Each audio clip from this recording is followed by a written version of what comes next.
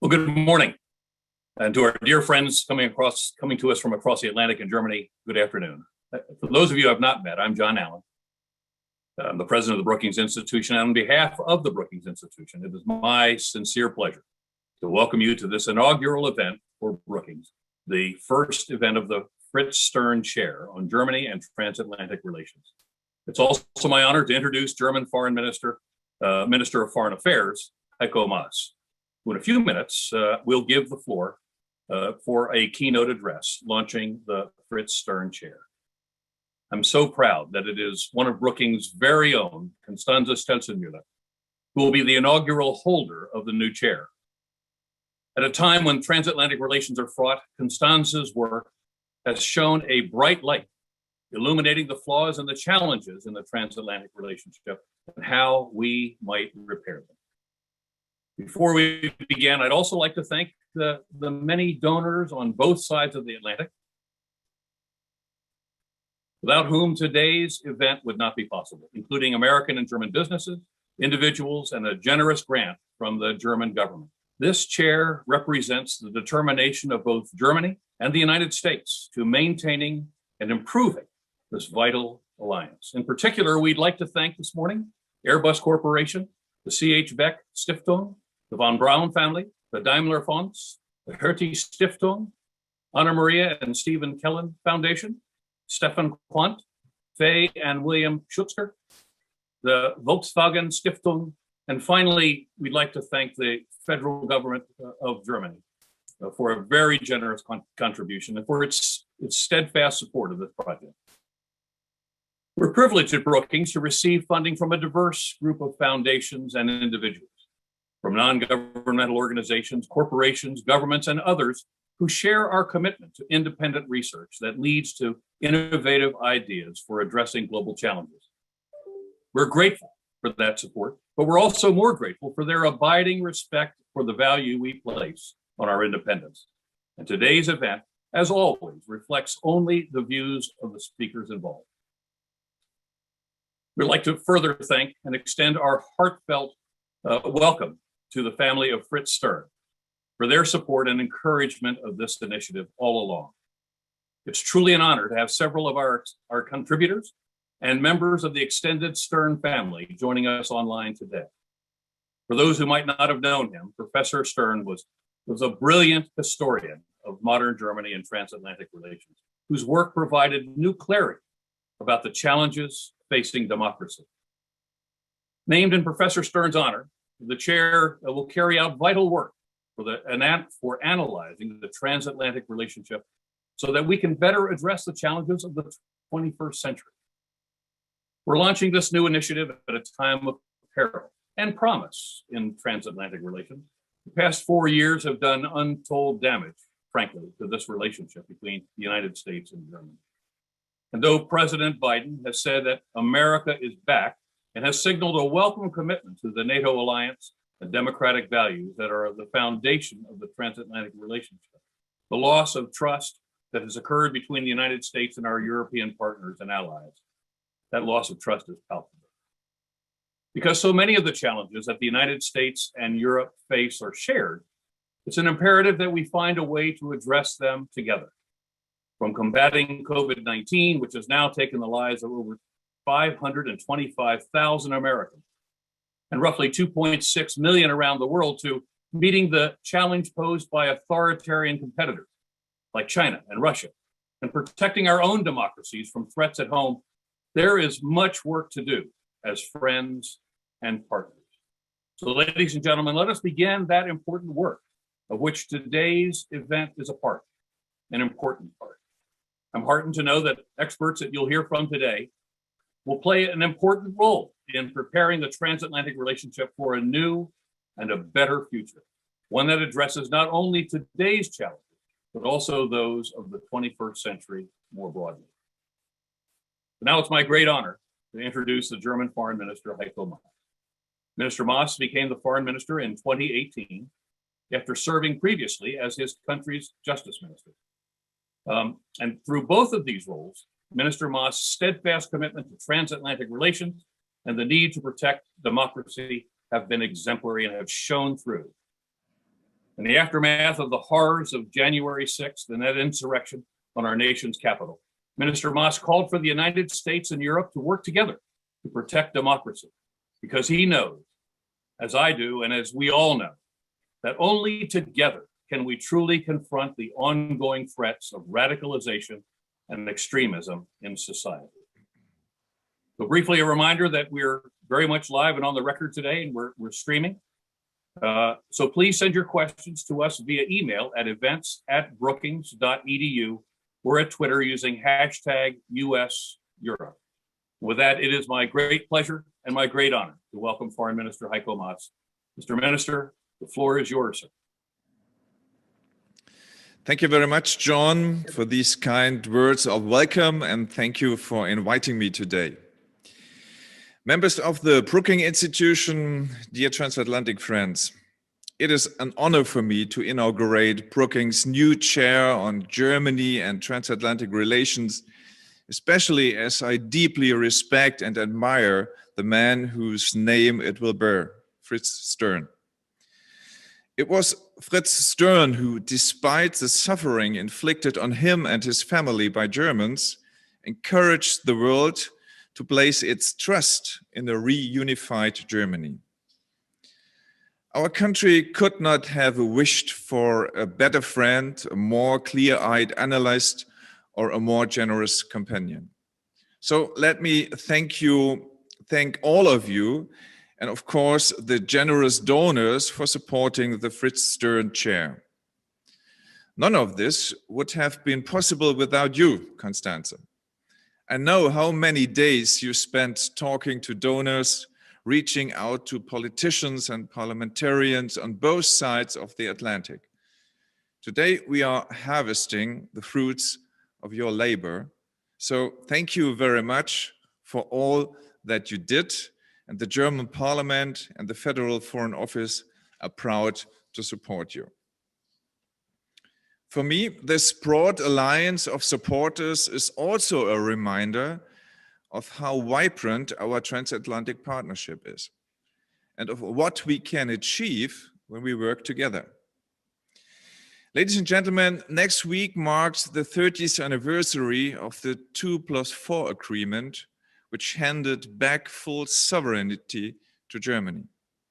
Fritz Stern famously called that historic moment Germany's second chance, a chance to build a strong, lasting European Union and an even stronger, more resilient democracy at home.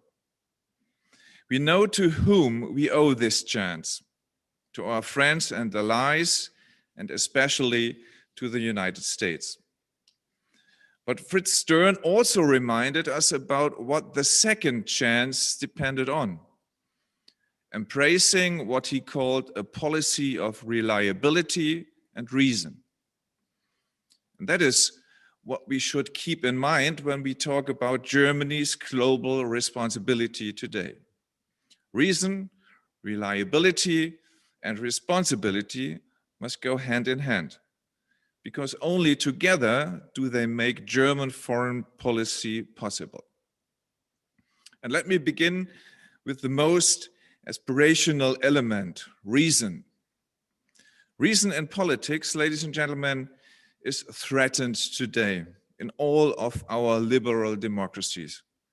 We are all experiencing how alternative facts are eroding trust in our institutions.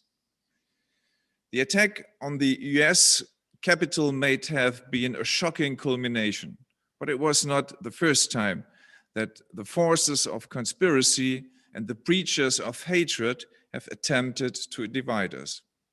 Only last summer, protesters tried to enter the Reichstag in Berlin. We must not let happen. We must not let this happen, dear friends. Summoning the power of reason is essential for the survival of democracy in the digital age.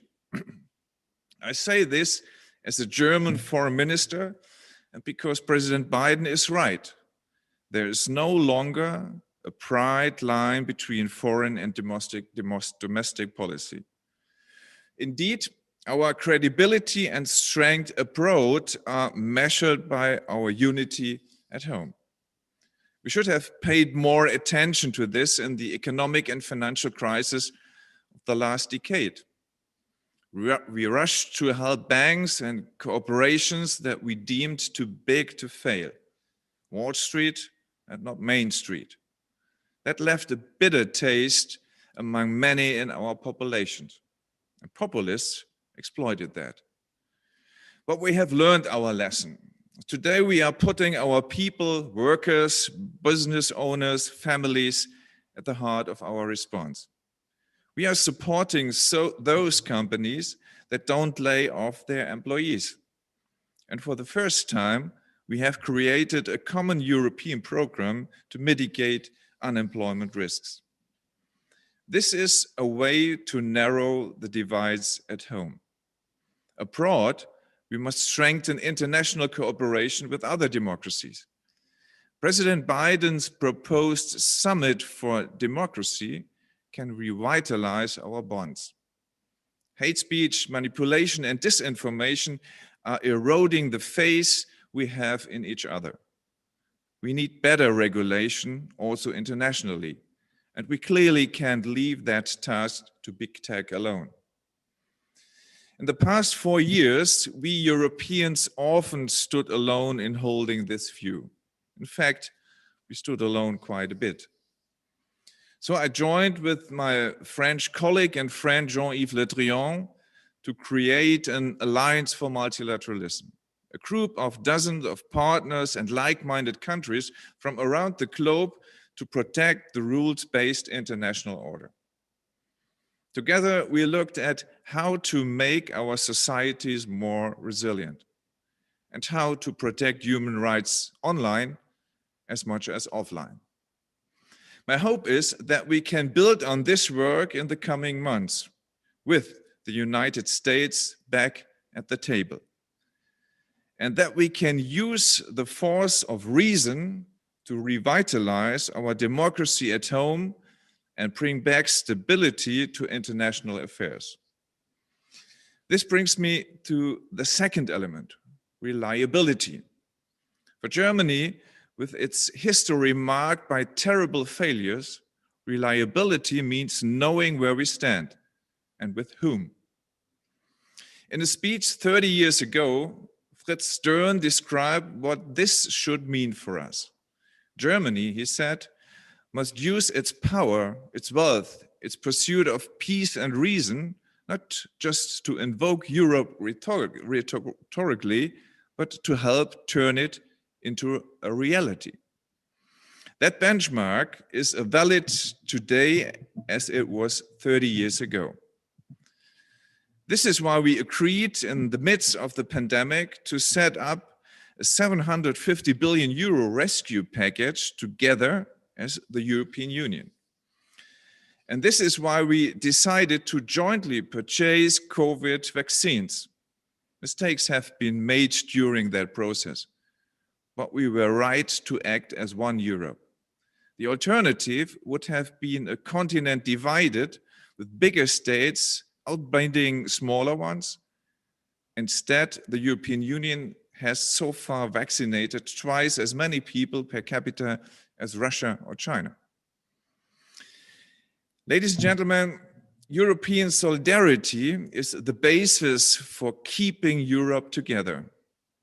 And European sovereignty is a precondition for making our voice heard in the world. The goal is a Europe that is capable of bringing stability to its neighborhood. And only a strong, open, and united Europe will remain as a relevant partner for the United States. Investing in European sovereignty means investing in the Transatlantic Partnership. Some argue that this partnership lost its purpose when the Cold War ended, because our common enemy had disappeared. This is profoundly wrong. Our partnership was never built on fear, but on freedom and shared values, and these persist. The Soviet Union has disappeared, and we are facing new common challenges together. The COVID pandemic and climate change are the most existential ones. They require transatlantic leadership and unity. We know that we can only defeat the pandemic by working together. However, mask and vaccine diplomacy have turned this fight into systemic competition. That is why the US commitment to COVAX was so important. Germany and the United States are now its two biggest supporters. And our multilateral solutions must succeed if we don't want to lose our crown to those who argue that authoritarian regimes are better at dealing with a crisis like this. Ahead of COP26 in Glasgow, the European Union has committed to cut its carbon emissions by 55% by 2030. And we welcome the recent new commitments from Washington. We are already discussing with John Kerry's team how to reactivate the Transatlantic Climate Bridge and bring our decision makers, civil societies, and the best scientists together. And why don't we start discussing now how to design and harmonize a carbon border adjustment before the European Union proposes its plan later this year? Speaking of trade, ladies and gentlemen, we should also break the cycle of tariff and punitive measures. This is not how partners treat each other. The suspension of the Airbus-Boeing dispute tariffs announced last week is a crucial step to build on. Europe and the United States can join hands to build an economic model that puts people at the center. Protecting jobs and the middle class is a shared task for us. And Tony Blinken just explained this last week.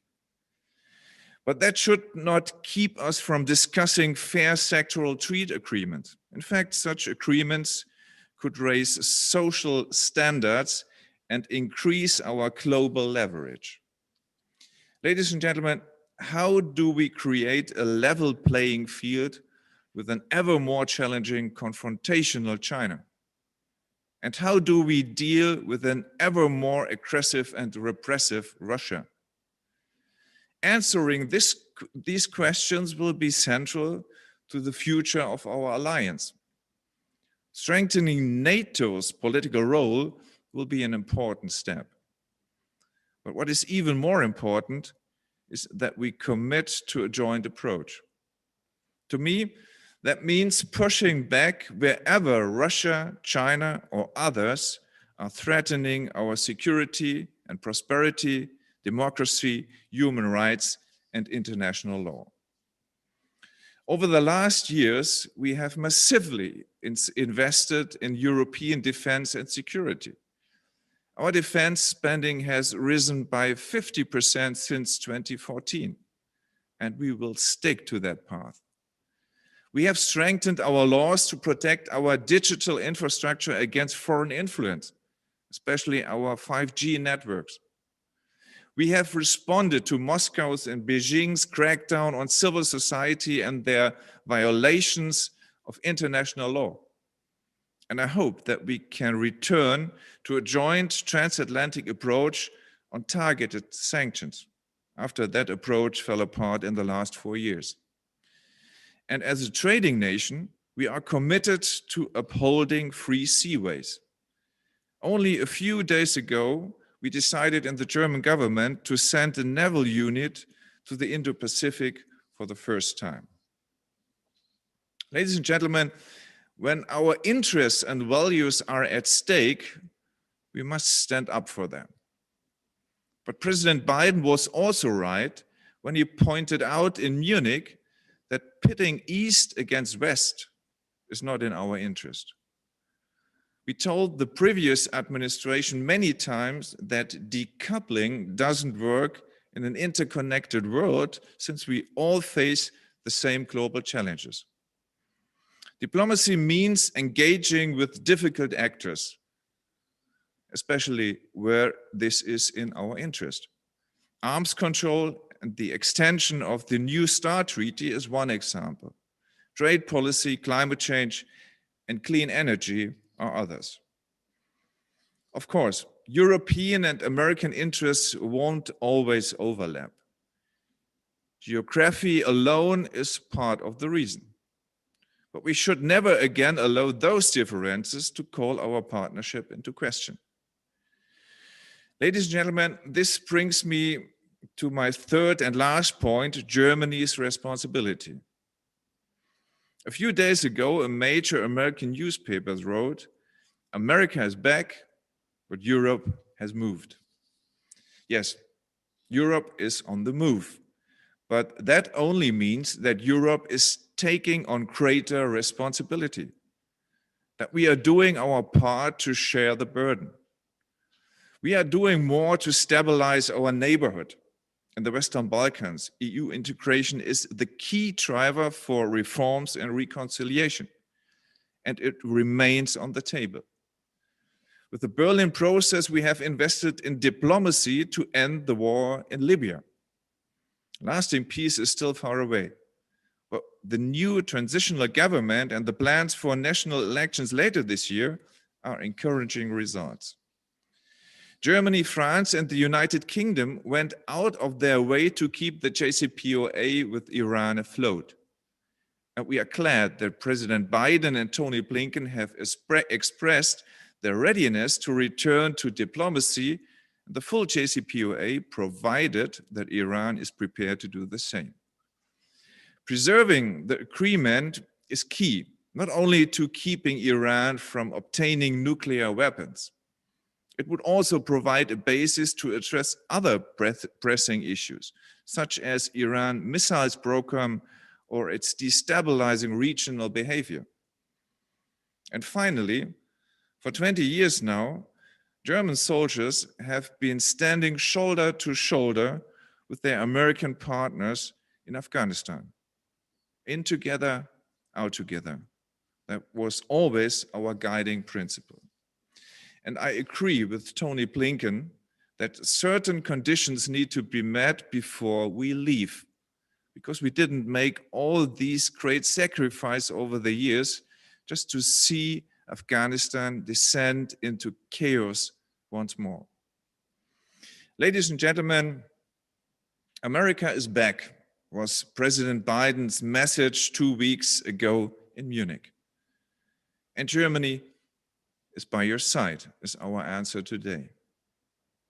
In his book on the 5 Germanys he had come to know in his lifetime, Fritz Stern concludes that German-American understanding was a dictate of history, politics, and my own life. And let me just add that this Germany is looking to conclude a transatlantic New Deal with you.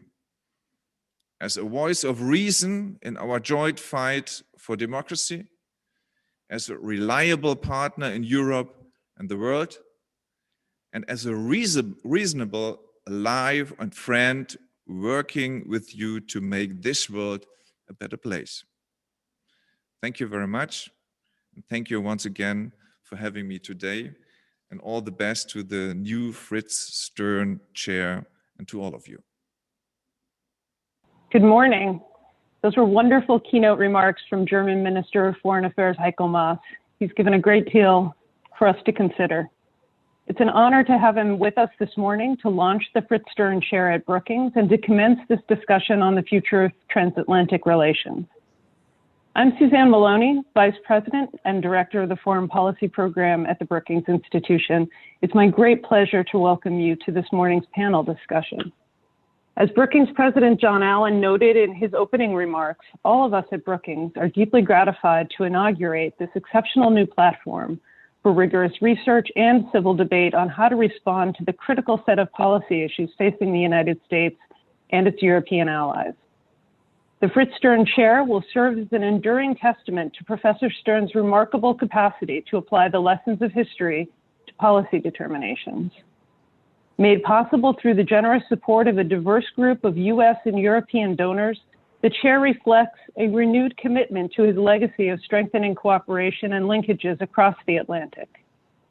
We are both especially grateful and deeply honored to have many of our contributors joining us online today, as well as several members of the Stern family joining this event. Our only regret is that we are not able to thank you in person for your tremendous collaboration and support. We are delighted to have Her Excellency Emily Haber, German Ambassador to the United States, with us here today to join our panel. She has been serving in this role since June 2018. A career foreign service officer, Ambassador Haber has held many positions throughout the German government. Immediately prior to serving as German Ambassador to the United States, she was State Secretary of the Federal Ministry of the Interior. Joining Ambassador Haber, we have two Brookings Senior Fellows, Fiona Hill and Constanze Stetzenmüller. Dr. Hill serves as the Robert Bosch Senior Fellow at the Center on the United States and Europe at the Brookings Institution. She has held several roles in the US government, most recently serving as Deputy Assistant to the President and Senior Director for European and Russian Affairs on the National Security Council from 2017 to 2019. She's the author of two books, The Siberian Curse and Mr. Putin. Constanze Stetzenmüller held the Kissinger Chair on Foreign Policy and International Relations at the Library of Congress from October 2019 to March 2020. Prior to joining Brookings, she was a Senior Transatlantic Fellow with the German Marshall Fund of the United States. As you know, we're gathered here today to celebrate the launch of the Fritz Stern Chair on Germany and Transatlantic Relations, of which Constanze is the inaugural holder. Constanze, congratulations on this honor. Fritz Stern has been described as a guardian angel for the new Germany, and we at Brookings are grateful not only for this important new position, but also that we have such a stellar colleague with a passionate, historically informed, sharp-witted voice who will steward his legacy at another critical juncture for the transatlantic relationship and the international community. Now, to leave plenty of time for the discussion and audience questions, I'll offer a quick reminder that we are on the record today and we're streaming live. Please send us your questions via email to events@brookings.edu or on Twitter using the hashtag US Europe, all one phrase. And now let's get to the discussion and to our panelists. I'd like to invite Ambassador Haber to start us off, but joined by both Constanze and Fiona to speak to the legacy of Fritz Stern and what it means for this current moment that we're facing. Well, Fritz Stern has committed much of his work to analyzing the threats to democracy and analyzing the phenomenon of cultural despair. And much of it remains important today. Although conditions have changed, we are much more connected today by dint of globalization and mobility and instant communication, which means that grievances and groupthink and resentment and outrages and conspiracy theories travel much faster than they used to. This does not only mean that it reinforces the yearning for the security of a lost past or healthier days. In our day and time, it also produces a new phenomenon that probably Fritz Stern wouldn't have acknowledged in his day, and that is the emergence of groups with no national allegiances, and that cannot be pinpointed geographically. So look at the recruitment phenomenon of IS, and I think we'll see this phenomenon with causes that we cannot foresee today in a much larger scale. The second phenomenon that is different than it was in the day of Fritz Stern was technology, because technologies work different in democracies and in autocratic societies. In democratic societies, algorithms are usually economically defined and defined by attention spans. And they tend to not only consolidate positions within bubbles, but also facilitate a trending to more extreme fringes. Something actually we've seen in the run-up of January 6th, where extreme positions or where positions radicalized themselves in incredible speed. So my point is that the same technology has different effects in autocratic and in democratic societies. It has a fragmented effect in democratic societies, and it has a consolidating effect in societies where algorithms aren't defined by economic deliberations, but by the interest in consolidating and stabilizing a regime. So fragmentation in itself, I would say, is not necessarily a threat to democracy if it empowers groups previously ignored or marginalized. But it may challenge it if it undermines the sense of overarching. We have a word in German for that, Solidargemeinschaft, of commonality. And perhaps you could call it the social capital of a society, which means the sense of responsibility for the entirety of the society and consequently respect of allocation of resources to segments of societies to which you don't belong. And if this phrase, it can fire back on the sense of shared purpose of democracy. And all of this is not only a threat from within, because it obviously opens space for foreign actors with an interest to undermine democratic societies, to pit groups against each other, to attack democracy, something that is also something that is that has been observed by Fritz Stern in his day and time as well, obviously, but it happens now under the conditions of hyperconnectedness and globalization and highly intrusive technologies. And we've seen the effects, not only attacks on democratic processes, but also, more importantly, attacks on opinion-making processes, attacks on conversations we are having, with the express intent of a foreign agenda to manipulate the internal discussions we are having, democracies are having, and to exploit the fissures in Western societies. So Fritz Stern can tell us a lot from his experiences and his analysis, but we'll have to look at the changed environment, which poses more threats or different threats than he could have possibly predicted. Thank you, Ambassador. Over to you, Constanze. Well, let me say first off that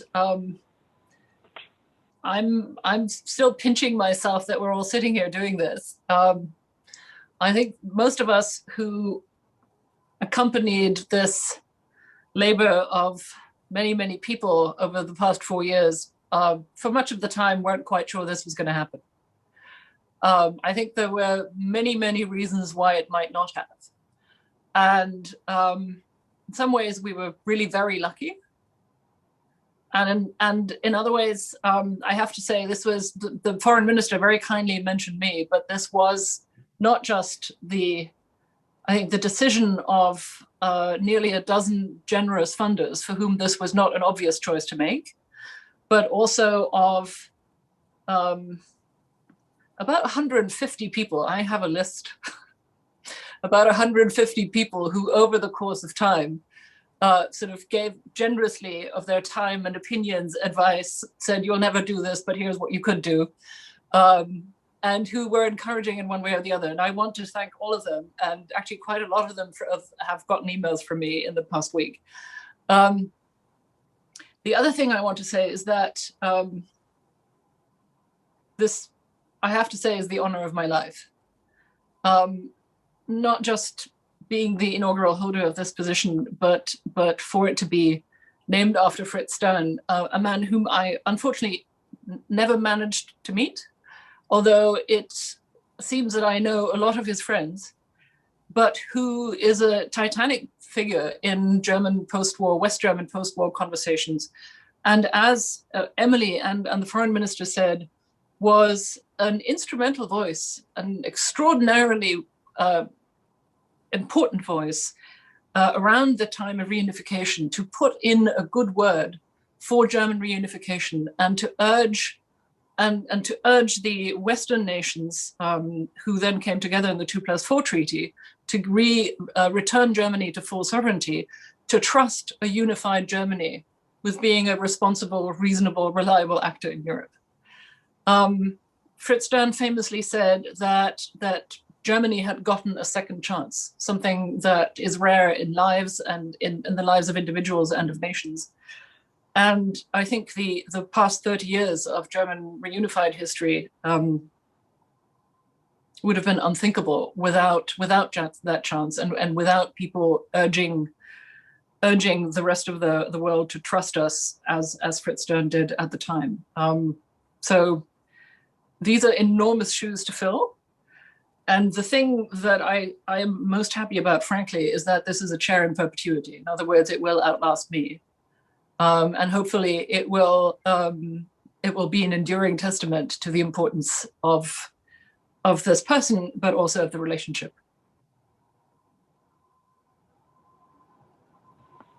That's wonderful, Constanza. Fiona, let me bring you into the conversation. Can you speak to the legacy of Fritz Stern and what it means for this moment? Well, I think in addition to what Constanza obviously said about the great privilege and honor it is, for Brookings to be able to host a chair in Fritz Stern's honor, and we're obviously delighted that Constanza is the inaugural chairholder. I think Ambassador Harbour really set us out on the right path in thinking about the legacy of Fritz Stern, because it also is, in many respects, one that doesn't just speak to the past, but also speak to the present and the future, about the fragility of democracy. And the fact that democracy is always a work in progress. And, as Fritz Stern, said, Germany got a second chance, but everybody needs a second, maybe third, and even fourth chance, because, we're never anywhere near to perfection. And, Fritz Stern, in many respects, was ahead of his time if he were writing now, because we have so many other scholars who are looking into investigating, the whole ways in which democracies fall apart and democracies die. We have Daniel Ziblatt, who's at the Center for European Studies at Harvard, who obviously, is also working in an environment that Fritz Stern knew very well. He knew many of the people who helped, set up that community of thinkers there on European and German studies. Who's written a book, for example, How Democracies Die, and this is in a way in the path of Fritz Stern coming out of that kind of legacy of thinking about democracy. Fritz Stern was a trailblazer by channeling his own experiences, personal experiences of growing up against the backdrop of stress on democracy, war, and all of the fissures that have pulled not just Germany but most of Europe apart in his lifetime. And I think there's a couple of things that I'd like to point us towards, in addition to what Ambassador Harbour said, which I think was spot on in so many respects. Europe and the United States, we're all going through a period of rather dramatic generational and demographic change. And that was, of course, the period that Fritz Stern was talking about too. He grew up as a German in Poland, a part of, a population that was very rooted in a sort of Central Europe. But he was a, German speaker, but growing up in a multi-ethnic, multicultural, multilinguistic environment. And all of us now are trying to deal with these tensions of, kind of rapid change as our demographies and our populations change, not just in terms of age cohorts, but in terms of our backgrounds. And that inevitably brings stresses as people, have to adapt and rethink their identities. And many people think of identity formation as being, fairly rigid. But in fact, it's very fluid. And this is actually kind of something that Fritz Stern talks about people having to constantly adapt themselves and kind of rethink about their own place in a changing society. So we have, as I was saying, a period of generational change. I mean, we in the United States think in cohorts that, perhaps Europeans don't do quite the same. We're coming to the end of the cohort of the baby boomers. which is, the generation born around World War II, the generation that Fritz Stern would have known, but he would have been more part of our silent generation of the kind of period before that. And, obviously our current president, Biden, is in that older, generation and that older cohort, which is followed by the generation that some of us are part of, Generation X, those born in the, the 1960s. And I mean, we're kind of on our way out. I know we kind of feel ourselves still very young and youthful. I'm getting, kind of a side eye here from Constanza and, Ambassador Harbour. But, we're in that process of changing. We've already, come far along in our careers. And it's the same, across Europe. When Constanza and I and Ambassador Harbour have had, many of our discussions, we have a commonality of view, of vision, of experience. Even, growing up in different parts of either Europe or the United States, we share a perspective. That's not the case in the generations that are coming after us, who haven't experienced or read about or kind of thought about some of the issues that Fritz Stern was talking about at a previous period of rapid change.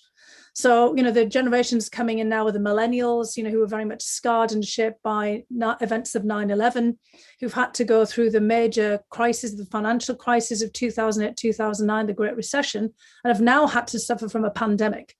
I mean, in many respects, they're described as the most unlucky generation in recent history. Although I think Fritz Stern might argue, about, from his own perspective, but they've been scarred over and over again by war and conflict, the rise of ISIS and other groups, and really having their viewpoint shaped by this.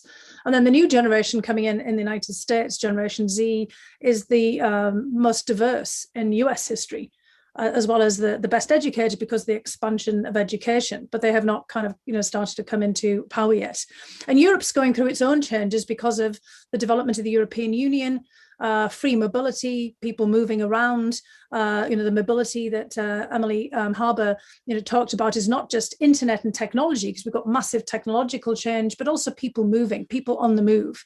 And that changes perspectives. Ironically, as Europe has become more mobile, people moving to different parts of Europe, living in different places, which would have been part of Fritz Stern's early experience before the war, but obviously during the war, it was through rather horrific reasons that people were on the move as refugees, etc. We now have in Europe the pursuit of work and different experiences, but the United States has become less mobile since 2008, 2009. We have less mobility, as our colleague William Frey at Brookings has noted, since 1947. So we're kind of getting stuck in place, and in many respects, our mobility and our way of connecting with people is coming through the internet, as Emily described, which has got many of its own dangers. And it's that lack of that face-to-face contact, that lack of physical mobility of people coming into contact with each other at this time of change that make things somewhat dangerous. I mean, I would, personally myself, love to hear what Fritz Stern would say about this moment. Given the rapid technological change, climate change on top of the back of all of this, which might actually be familiar to him in producing massive refugee flows. How will our democracy deal with climate change as people have to move in from the coast or move in from zones that are beset all the time by hurricanes, for example, rising seawaters, aridity, desertification, parts of the Mediterranean region in Europe becoming, kind of barely livable because of rising temperatures, etc. I mean, I think, Fritz Stern's work is so much more current than, people perhaps give credence. And I would love to see the new Fritz Sterns, picking up from where he left off and, thinking about how to adapt his views, which were, again, in many respects ahead of his time, but of his time to the present. And it's a great honour, I think, for Brookings to be able to have this opportunity to have a Fritz Stern Chair housed within it. Absolutely, Fiona, and it is, I think, very emblematic of the legacy of Fritz Stern that you have all opened us up with such a kind of wide-ranging and brilliant set of issues already on the table. I want to come back to one reference that I think each of you mentioned, which is the idea of a kind of second chance that Fritz Stern described for Germany. We are now, I think, at something of an inflection point when it comes to transatlantic relations. We have had a certain amount of damage done over the course of the past 4 years in particular, but we have a new administration that some see as an opportunity for the United States and its European allies to really reimagine or rethink the transatlantic relationship. I wondered if you could think about this moment. Is it a second chance? Are we really at a time where we can rethink how we engage with one another in a positive direction? And how might the new administration and Germany, as well as its partners, embrace that opportunity? Ambassador, I'd love to put you on the spot and start with you, but of course, we want to make this a free-flowing conversation. I wouldn't call it a second chance, but I would call it the return to a shared agreement that we are not lone fighters in an arena of international relations where everyone tries to fend off on its own, and where in all relationships asymmetric power plays a role. I see this administration drawing the conclusion from the changed balance of international geopolitics and of the international landscape, which includes the rise of China and the rise of authoritarian regimes, and actually the decline of numbers, of sheer numbers of democratic governments across the world. And that means that democracies in the arena of the great power tech competition of our time, because that's what it is, tech democracies should work in hand in glove as closely as they possibly can, because that's center stage. We agree on values and on principles. And we agree on the role of technologies, which will have a huge impact on our societies. We basically agree on constraints and space and the limits that come with it. And if we agree on that, that surely is the most important vantage point. And I see this administration coming into office and using that as the point of departure for rethinking and resetting the transatlantic relationship. By resetting, I don't mean a return to what was before, because the world has changed, the environment has changed, threats or challenges have changed, but the point of departure will be we can prevail and secure and safeguard our societies and safeguard democracies if we work hand in glove. So second chance, in a way, it's a new chance, not a second one. Yeah, I mean, I'd like to just jump in there and say I think that that's, certainly the case as well. And, that's in a way what I was trying to say about second, third, and, the chances, because we are constantly having to think about renewal and, reflecting on, Fritz Stern's, life, the maps change as well. The fact that, I said that in effect, he was born in Poland, but it was Germany, when he was born there.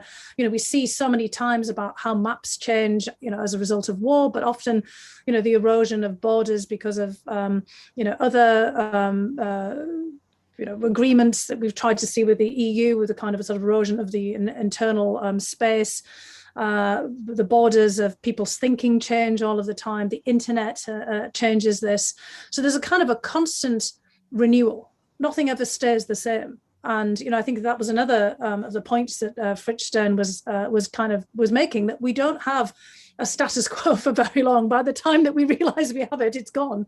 Sort of like happiness, which, sometimes is fleeting. As soon as you kind of think you're happy, things have moved on. This is a kind of a constant refrain in literature and poetry, but the same in history. And I think what Fritz Stern was trying to tell us is about this constant movement, this kind of constant sense of a democracy under challenge, and a democracy that was going to have to be addressed and renewed at all time. So none of us can afford to be complacent. And, obviously Germany is going through a period of political change as well.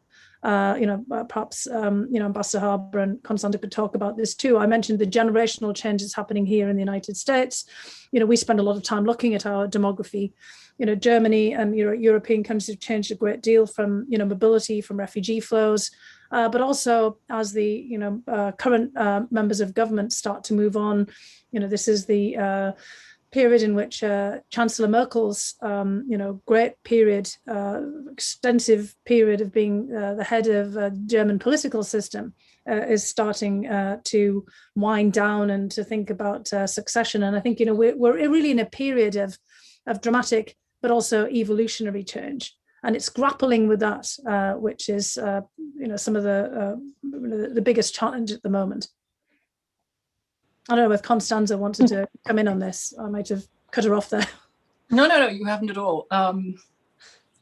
No, I think I can come in right on the back of that. Yes, I mean, it's important to remind ourselves that indeed we in Germany are facing the end of a 16-year-long era with our own national elections on September 26th.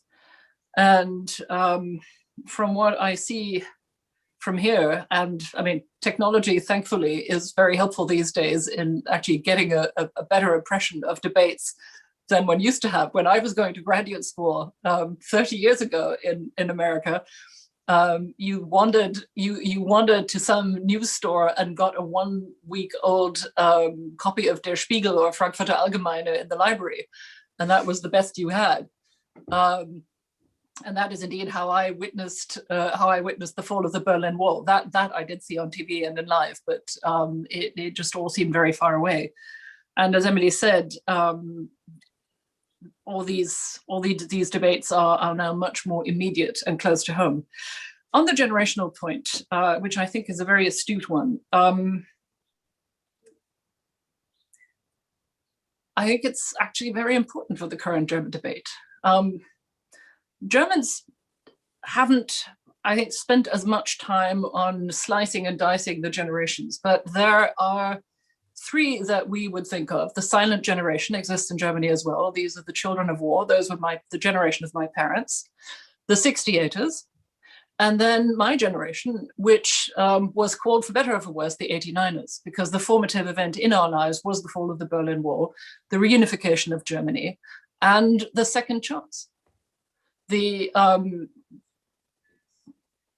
you will, one of the rare moments of amazing grace in history, and one that fell into the laps of my generation without us having expected it, most of us, and without, I think, initially really knowing what this was going to mean for us, except that we knew that our lives had changed completely in that moment.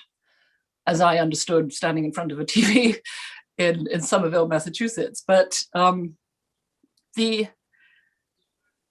I think the current sort of polycrisis of the pandemic, of democratic resilience, of European unity, of transatlantic unity, authoritarian challenges,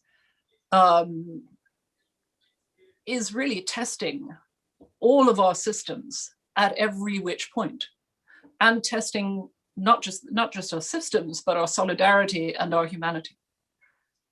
And I think we've seen several points in the pandemic where I think if we looked at ourselves in the mirror, what we saw was really quite unpleasant. And I think one of the low points obviously was vaccine nationalism, the closing of borders. But the truth is that we have seen for the past half decade or more, with the rise of populism and culture wars on both sides of the Atlantic, the renewal of exactly the kind of politics of cultural despair that Fritz Stern was writing about. Mm-hmm. What I find so terrifying about rereading Fritz Stern, and this is the book, this is his doctoral thesis from 1953 that was then appeared as The Politics of Cultural Despair in 1961 and has been translated into German.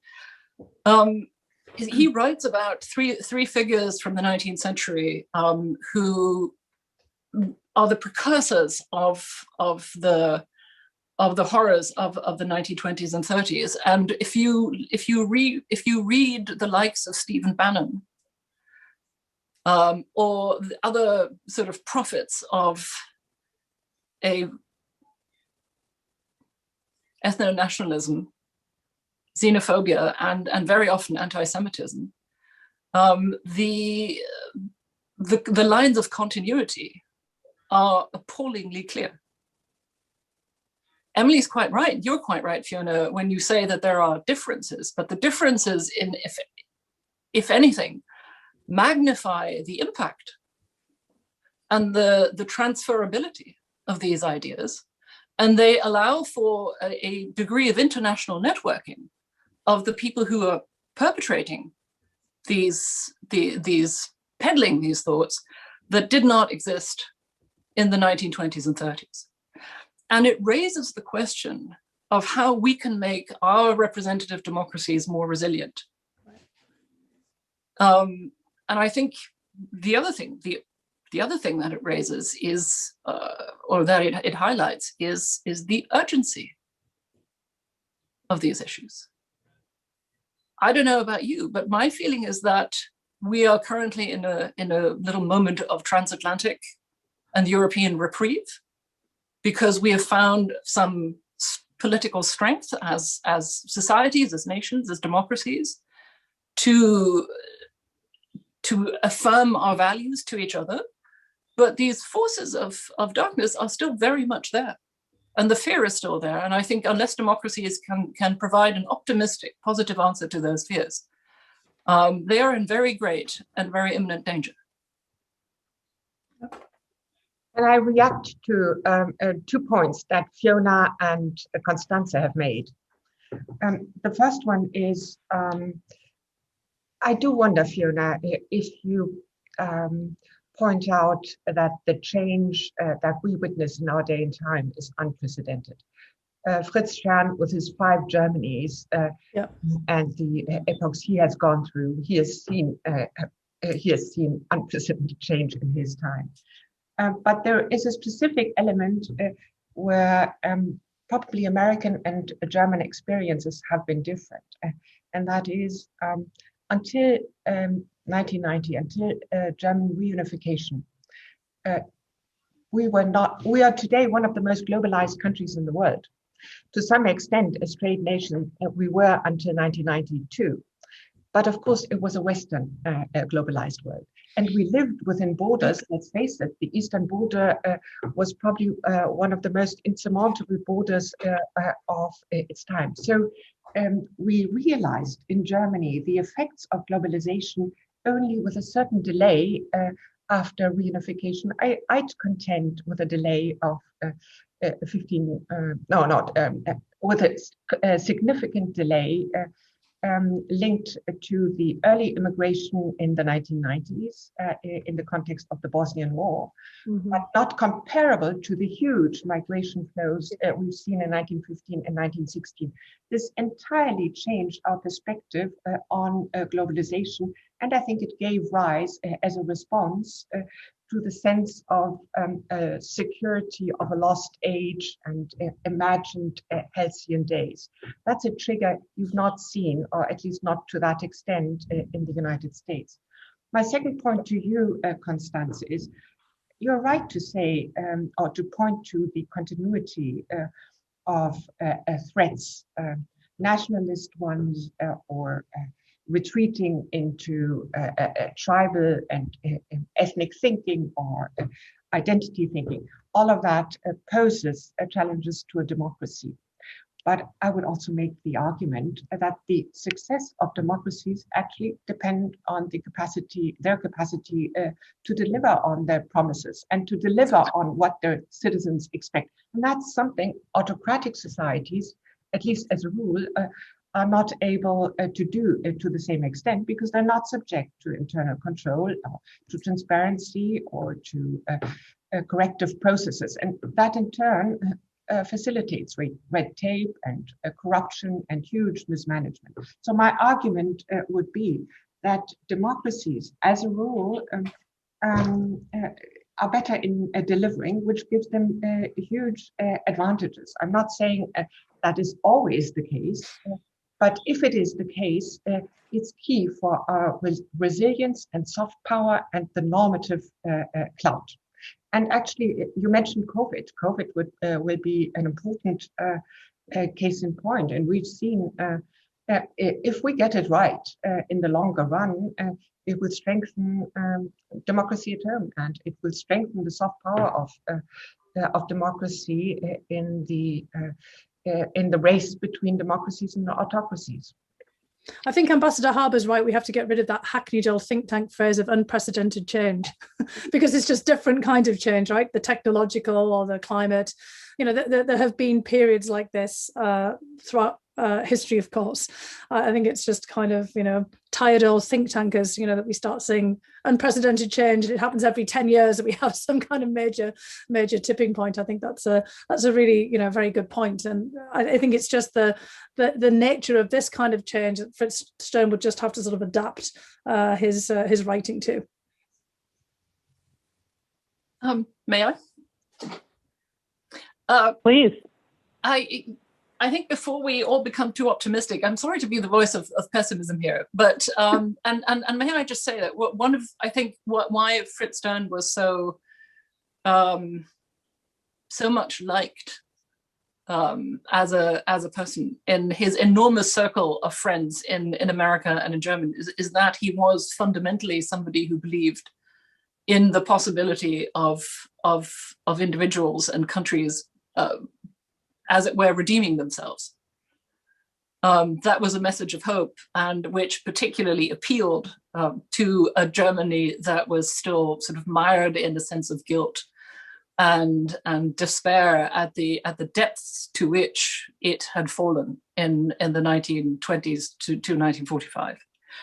But you know, and Emily is certainly right when she says that representative democracy is the only system that promises a decent, you know, a decent usage, a decent use of power, and protects decent societies.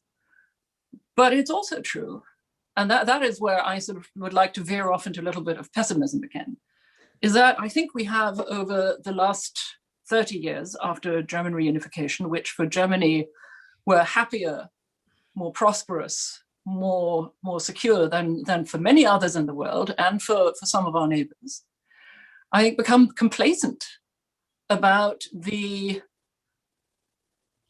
validity and the effectiveness of our systems and their legitimacy. And I think if you look at the rise of the hard right in Germany and elsewhere, I think you can ask with some justice whether we did not overlook a lot of things over the past 30 years. Democracy is not self-repairing, and the consent of the governed is not self-evident. It needs to be earned. And what I think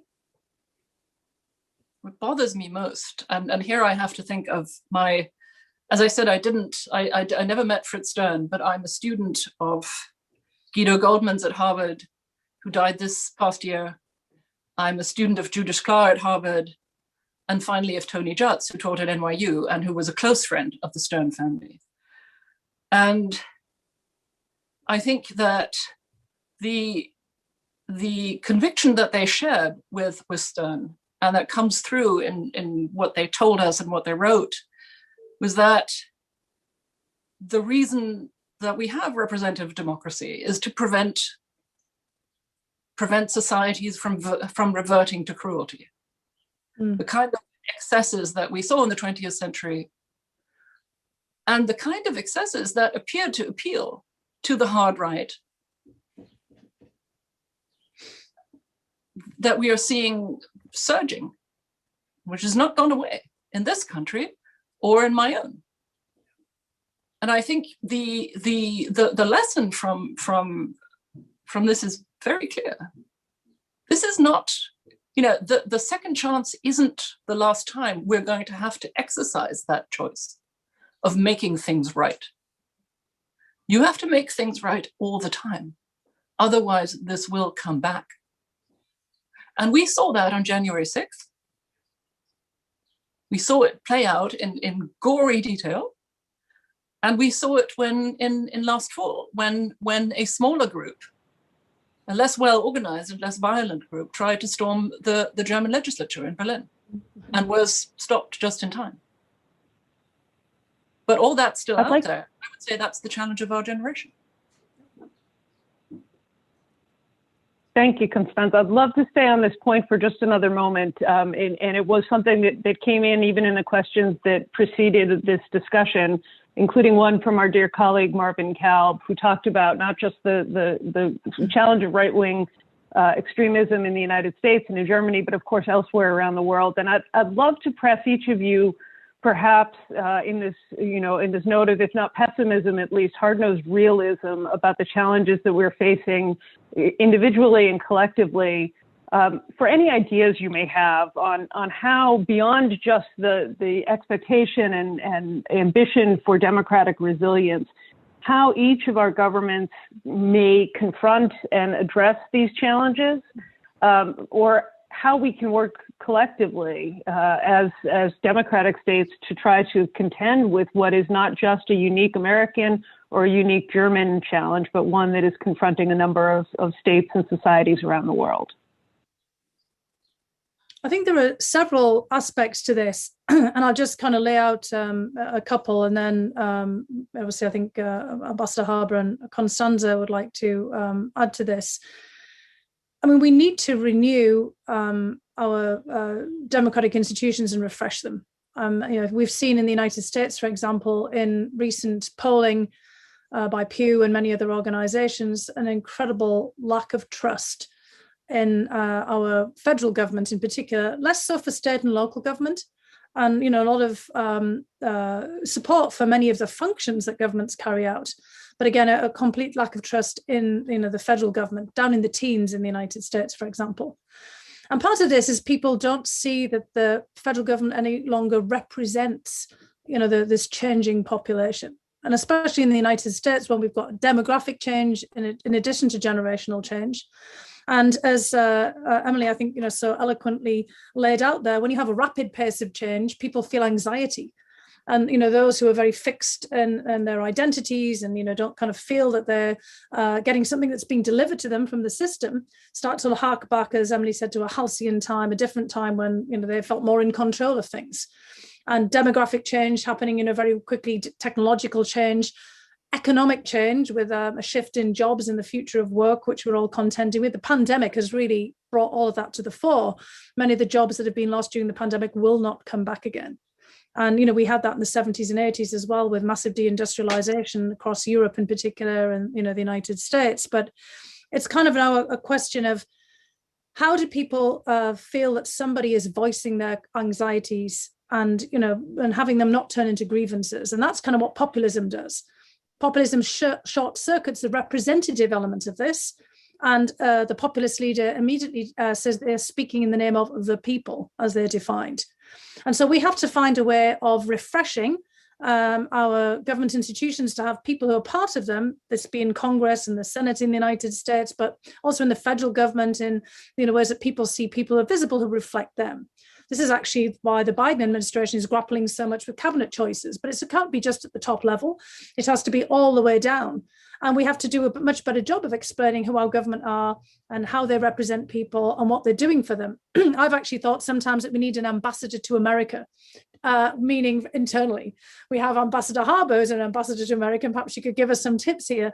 But our own government needs an ambassador to the rest of America, or a whole team, a Team America, to go out, to all the various places and explain, kind of what the government's doing. And especially as Americans are less mobile now than they were, going back to 1947, this is a problem because you can't reach everyone through Zoom and the internet. You've got to physically go out there, and as COVID becomes manageable, fingers crossed, perhaps we can get people out on the road to town halls, not just relying on members of Congress, but to others to go out there. And then I think the point that Emily and Constanze both made about democracy delivering, the system has to deliver, and that's economic goods, jobs. It has to deliver people a future. It has to deliver people a sense of opportunity. So the socioeconomic element of that, and I think that's where the transatlantic discussion could come in. I think we can learn from each other about how to refresh our democratic institutions. And I think, that, our European colleagues have a lot of perspectives on what's happening in America because you have consulates and others across the country. But I think we also should look at some of the experience of post-World War II Europe about development. We have a development challenge. And, we do a lot of foreign aid, foreign development. Perhaps we actually need our own development organization now to sort of thinking about domestic development and also some transatlantic development, because we all have areas of concentrated regional geographic poverty. And, we've seen China just recently announced that they've taken everybody out of absolute poverty. I mean, I'm a little skeptical, but they have done an enormous amount of poverty alleviation. We need to do that too. Even though the percentages of our population are relatively small who live in poverty, it's not the case actually with the United States, with Black Americans and other minority groups, where sometimes almost a third of the population is living in poverty, living on the edge. But in terms of absolute numbers of the poor in the United States and across Europe, these are very large numbers. And so we have to do some poverty alleviation too, because the future is our human capital. So I think we have to put a development lens on it. As we did after World War II, we're looking at the same kind of idea of World War II, post-World War II recovery, when the Marshall Plan and other organizational innovations were made as a bet on the future and to protect democracy, because at that time we were worrying about the way that communist parties were increasing their appeal after World War II all the way across Europe. We were worried about left-wing extremism then, but we were also worried about the return of the right. And so, this is the same period, in my view, where we have to have the same kind of thinking. Well, as Constanze charged me with Pollyanna-ish thinking, I'd like to make the point that actually I do know that the attacks on democracies and on democratic institutions are increasing worldwide in democracies. And I do know that this has an effect on the legitimacy that is attributed both to democratic institutions and democratic decisions, and that's a problem. So I realize that completely. Now, turning to representative democracy and the threat of populism, but not only of populism, actually of extremism, of Islamist terrorism, etc. It's all directed against representative democracy. So what are the key features of these attacks, and why do they happen? And I know it's oversimplistic, but I would make the argument that it happens if there's a segment of the population that believes that what it thinks is a problem is not being considered by the government. The second is if there's a topic that actually fuels that. We've seen that in the context of migration. The United States has actually also seen it in the context of migration, but also the effects of globalization, the loss of jobs, etc. So there was a topic, and there was a population felt that did not feel that its concerns and grievances were being addressed.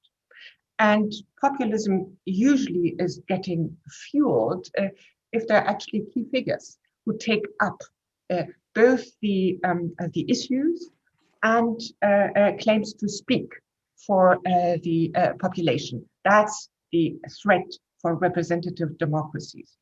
I remember when I was on my previous post that time and again people told me, why don't you, not me, but the government and me too, why don't you explain better what you're doing? Why don't you communicate? And obviously communication and explaining and educating people on the complexities of issues is important. But if the issue, if it's about something that actually people don't want to unfold or to happen in the first place, then explanation will marginally be helpful. So, which brings me back to the previous point, and that is democracies need to deliver. And that's not Pollyanna-ish, Constanze, it's necessary. And I contend that the COVID recovery, the stimulus plan or the recovery plan in Europe, they're about actually delivering to what people feel is a problem.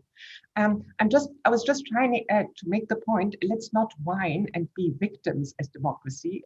Let's see that there's something we actually have to do. And it's hugely important that we get it right and that we do it. That was the point I tried to make. Suzanne, you mentioned questions.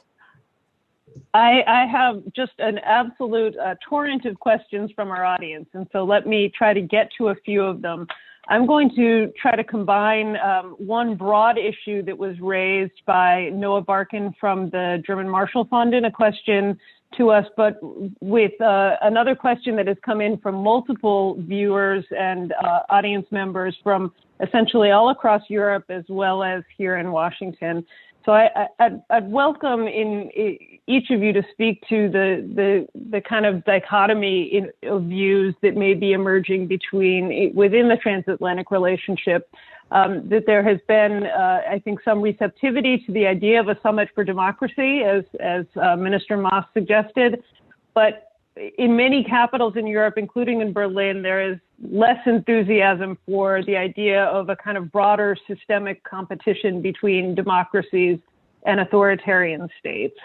And so I wonder if you could speak to that general issue. And I want to make it a little bit more specific and talk about one of the areas where this comes up in a very specific way. You won't be surprised that we've had many questions about the differing views on Nord Stream 2 and how the United States and Germany can coordinate in a way, but also on issues like this have some significant differences. So let me turn to you first, Constanza, on this issue. Okay, well, I'm probably the least interesting person to ask this, but happy to. And some of those who've asked the questions know that I've written about this. I think that this systemic competition between democracies and autocracies is real, and one of the most significant frameworks, elements of the great power competition and interdependence framework that we are now having to grapple with. But I don't think that that's something that's been in any way denied by German policymakers.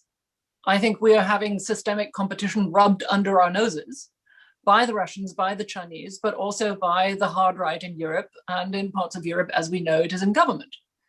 The populists have, Hungary has a populist government that has basically changed the constitution into a one-party state arrangement.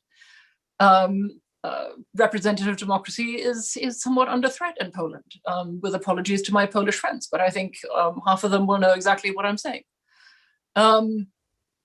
It is, if you need only read the party program of the Alternative for Germany to see that they would very much like to do similar things in Germany, or you follow the writings of their publications, or their Twitter feeds for that matter. But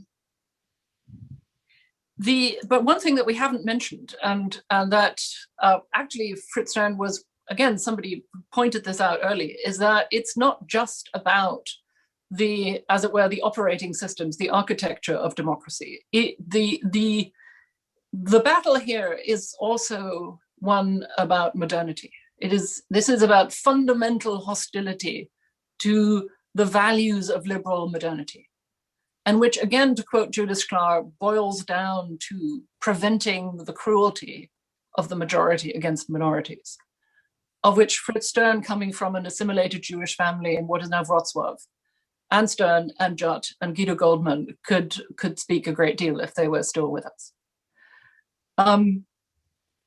Now, Nord Stream 2. I think it is generally known that I don't much like the pipeline. Not a fan, but I'm also distressed at seeing how maximalists' positions on both sides seem to me to be obstructing the path to a rational, reasonable, workable compromise solution, and which is, protections for Eastern Europe, protections for Ukraine, modernizing the Ukrainian pipeline, security guarantees, and Europeanizing the ownership and management of pipelines. In other words, the full application of the European energy package. That would do a great deal to defang this damn project.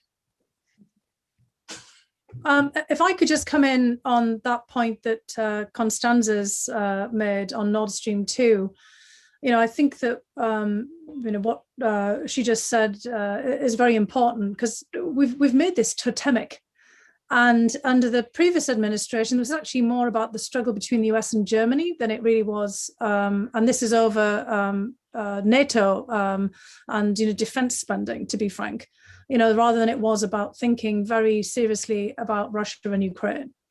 This also has to be, however, put in the context of the fact that the United States has never been a big fan of gas and energy pipelines from Russia or the Soviet Union to Europe. And it was a big issue, back in the 1980s. And many people, including many of our colleagues, wrote dissertations and books about it, back in the day. So we're nothing if consistent on this issue in the United States. It's been a bone of contention for decades.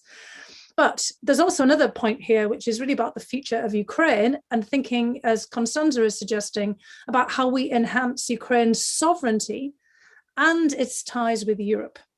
And fighting over Nord Stream 2 is not going to be the only way of going about this. In fact, most of the discussion about this, in fact, and Constanza and I and many others have talked about this, cements Ukraine's dependency on Russia. Because what the refurbishment of the pipeline system just means that Ukraine continues as a transit for Russian energy into Europe, and not just to Ukraine itself. And although those billions of dollars in transit fees are important right now for Ukraine's economy, this kind of dependency is not good for Ukraine over the longer term. And all of the discussions that we've tried to have about how to change this have got bogged down in fights over Nord Stream 2, which has become, as I said, a totem, a kind of a stand-in, a symbol for Ukraine's dependency and difficult relationship with Russia, and Ukraine being stuck between a rock and a hard place in terms of Germany's energy needs. And we should be thinking more about how Ukraine becomes a fully fledged member of a kind of a broader European energy space and economic space, building upon the association agreement that, Ukraine fought so hard for and ended up, losing territory because of, to annexation of Crimea, etc. So what we need to do is really think about how Ukraine can be integrated. And there has been a lot of discussion with Germany, Austria, Slovakia, Czech Republic, Poland, many other countries here to try to kind of figure out how to refurbish different sets of infrastructure, bring energy into Ukraine and really kind of build Ukraine up. Now, Ukraine's having a lot of problems at the moment. And I think we should be trying to focus, instead of a symbolic fight here, on how we really work with Ukraine. And so that's all I just wanted to add on here, that we need to take a deep breath and not become obsessed about Nord Stream 2 and try to find out how we really work with Ukraine on bringing it into the European energy and economic space. Precisely. Well, I'll have to come in on that too.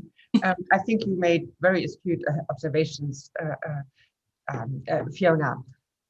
First of all, this is no dispute. We had it in the 1980s. Second, both the United States, this administration and Germany are committed to fossil-free fuels by 2050.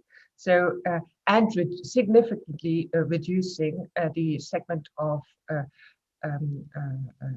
fossil fuels by that date. So obviously, this is Nord Stream is a problem, but it will be a problem for a transition time. So from my point of view, we've attributed it a completely overblown importance, which it will not have in the long run, but it helps certainly the Russian intention to pit Europeans and transatlantic partners against each other. So I do agree actually with the legitimacy of some of the concerns that have been raised with regard to Nord Stream on Eastern European energy security and so forth. But what I felt in the debate that we have led so far is that it was focusing in a very reductionist mode only on one aspect. It did not, it never factored in the debate here, never factored in what we actually did, what Germany did in order to allay concerns that relate to the pipeline, like reverse flow or the trilateral negotiations with Ukraine or the energy directive. Each time, although these were steps that have been called for by the US, each time they were immediately consumed and we were back at square one. Also, I must say, I heard so often you're feeding the beast and you're feeding Germany is, feeding Russian disruptive policies in the Ukraine. Well, the fact is, if that's the argument, then we should also factor in the oil imports from Russia that come to the United States, which are very much on the same scale as our gas imports. So my plea is there's a whole array of concerns, aspect, vantage points. Let's talk about them, and let's not focus on just one just one item in the conversation, because that's not fair and it doesn't reflect the complexity of the dispute. Thank you, Ambassador Haber. We are very close to our conclusion here, but I wanted to give each of you a very brief opportunity to wrap up and address one final question that came to us from Dr. Catherine Sternbrennan, who is the daughter of Fritz Stern. Should not escape notice that we're meeting today, only a day after International Women's Day. And Dr. Brennan has asked that in memory of her father, that each of you might take a moment to address the significance of March 8th for today's transatlantic relationship.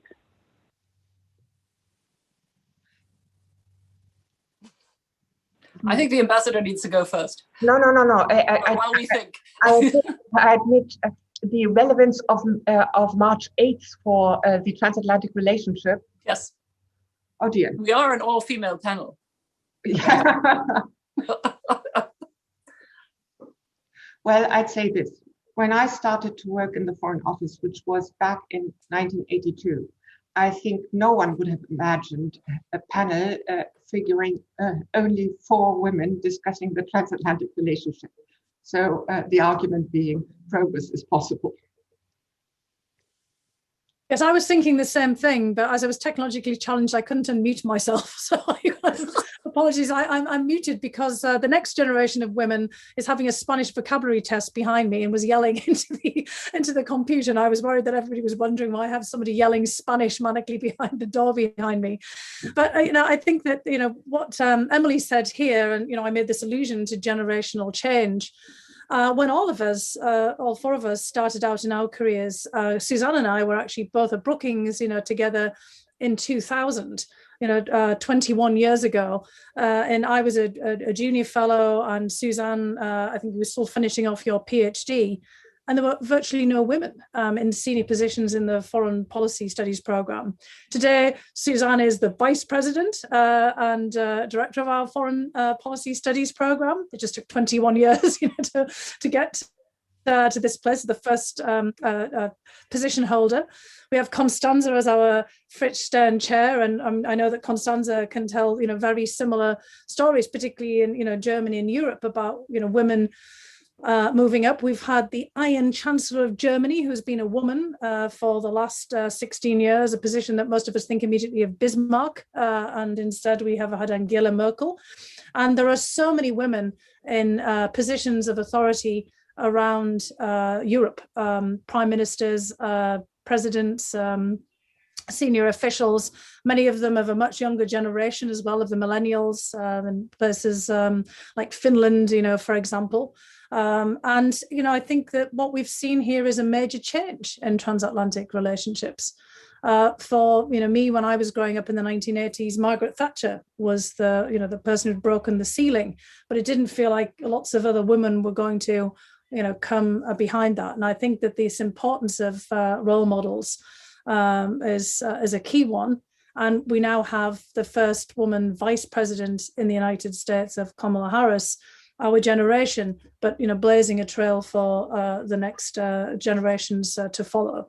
So I think the significance of this, and Fritz Stern, as someone who talked about the importance of our democracy, when we bring everyone in to our democracy, not just based on gender, but across all kind of racial and minority and socioeconomic and every other line.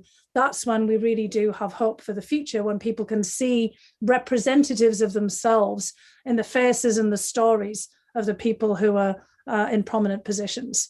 And that, I think, is the relevance. And obviously Fritz Stern had the good sense to have a daughter as well, who was playing a key role as well. I want to say thank you to you for asking that question. All right, well, I hope no Republican senators are listening, because I'm going to quote a famous Chinese communist, Mao Zedong, as saying that women prop up half the heavens. But honestly, we've been talking about representation, and of course, the consent of the government is, as Fiona just said, is also gained by people seeing themselves represented, and that requires diversity, and not just more women in politics, but members of other groups as well. I think that is one of the significant achievements of liberal modernity, is to honor that, acknowledge it, and try to facilitate their voices being heard. But, and this is where I swerve into Germanic darkness again, let's not forget that the horrors of National Socialism and the Holocaust were not just perpetrated by men. There were women camp guards as well. And I think I would like to end, if I may, with a quote from Fritz Stern from the very last page of his Politics of Cultural Despair, which matters to me because while I wouldn't dream of accusing Ambassador Haber of Pollyannaism, I think that we all sort of need to heed these warnings. And it's this sentence: can one abjure reason, glorify force, prophesy the age of the imperial dictator? Can one condemn all existing institutions without preparing the triumph of irresponsibility? I think that rings very current, doesn't it? And I'd say there is a lot of work for us to do. And I want to, again, thank everybody who's been a part of this insane project of creating the chair. And the one person I didn't mention it, with whom it all started, was Fiona. Because Fiona was the one who traipsed around Germany and ended up creating the Robert Bosch positions. And without that, there would never have been a Stern Chair. So thank you, Fiona. And thank you to all of Brookings and to Emily. This is amazing. I think I'm going to have a glass of red wine tonight. Well, thank you to you, Constanza, in your inaugural role as the Fritz Stern Chair. Thank you so much to Fiona, and especially to Ambassador Haber for joining us today. This has been just a truly phenomenal discussion, thought-provoking, and I look forward to many more. Thank you all for joining us, and we look forward to welcoming you to the next Brookings event. Have a wonderful day. Thank you. Thanks for watching. Be sure to like and subscribe for more videos from Brookings.